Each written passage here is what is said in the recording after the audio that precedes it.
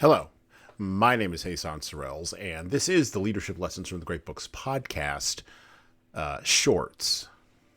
There's no co-host on these shorts episodes.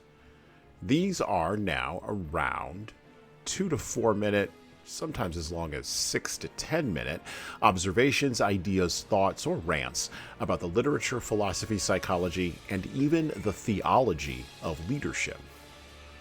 Because listening to me talk about leadership for now around 2 to 4 minutes is still better than reading and trying to understand yet another business book.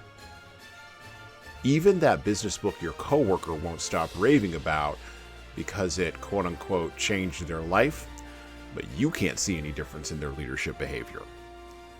So how good could that author be? If the people who are following you can't think through an argument, question instruction, or experience moral cowardice when you direct them to do something that might be against their own best interests, you might indeed be a tyrant.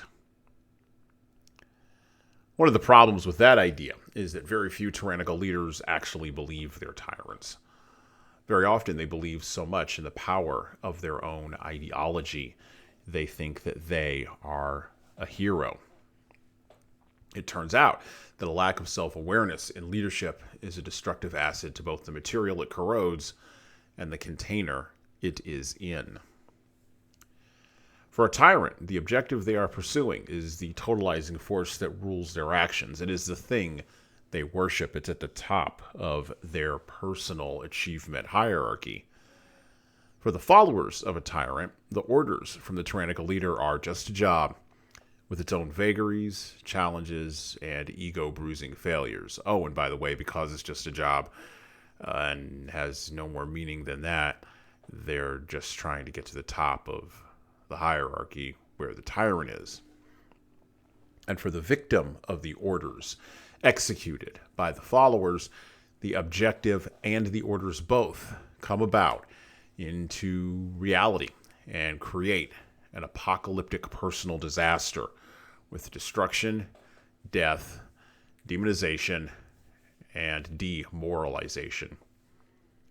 It turns out that some disasters are caused by human governments and human systems. So what do you do if you are a tyrant? How do you recognize your own tyrannical nature? Well, getting feedback from people is always a good idea, particularly honest, unvarnished feedback. Reading books, of course, can get you there. But at the end of the day, you have to do the hard work of leaning into yourself, digging in deep, and asking yourself the penultimate question: am I ruling myself well?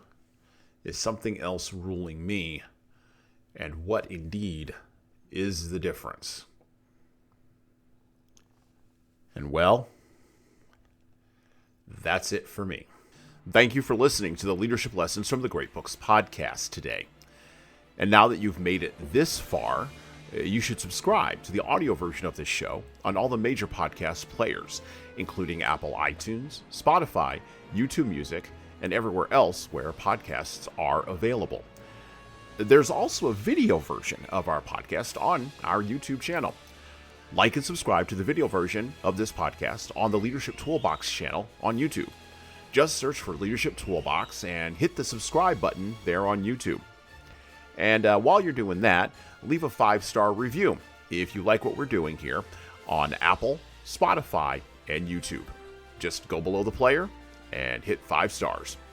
We need those reviews to grow, and it's the easiest way to help grow this show.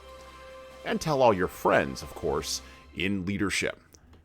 By the way, if you don't like what we're doing here, well, you can always listen to another leadership show. There are several other good ones out there.